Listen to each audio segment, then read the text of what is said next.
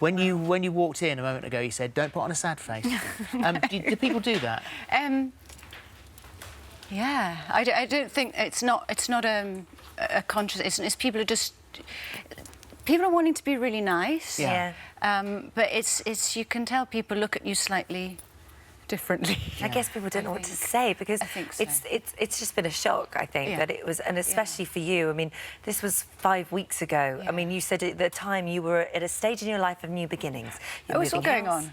Eldest is moving out. I mean, that time it was all happening for you. Yeah.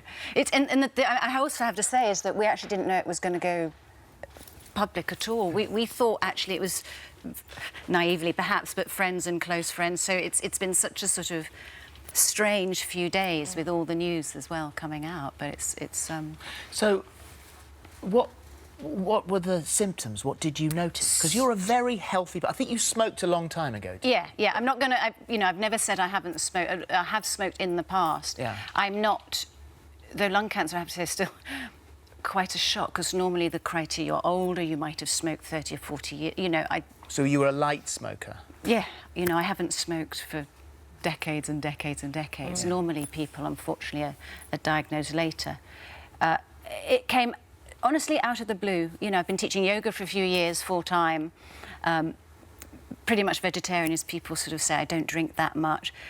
Reasonably fit, I thought, for my age. And then I started to feel literally just a little bit breathless, and you kind of think, oh, I've just got a lot on at the minute, it's a bit of stress or whatever. And it got worse. I literally couldn't get up a flight of stairs, and then I couldn't have got from here to where you're sitting without feeling like I'd literally climbed up a mountain, like... Really? And then I swelled. Within about 3 days, everything swelled. So that happened over what period of time?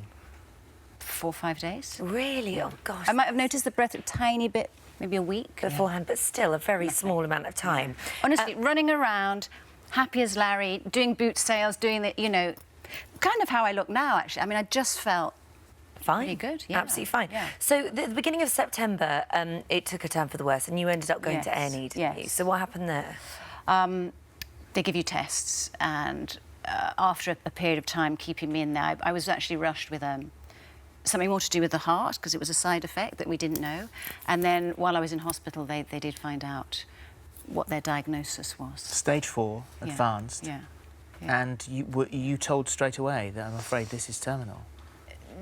After 10 days of tests and things, they just kind of... And that's where you said that the treatment for you, in your eyes, although they're amazing, it seemed to turn palliative.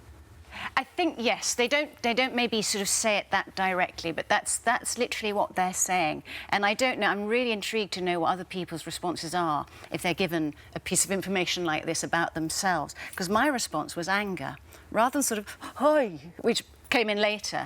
It's right. And I think that, in a way, was quite good, because it gave me a sort of, right, I'm just going to get on with this now, because this is still my life. So it's still about taking control.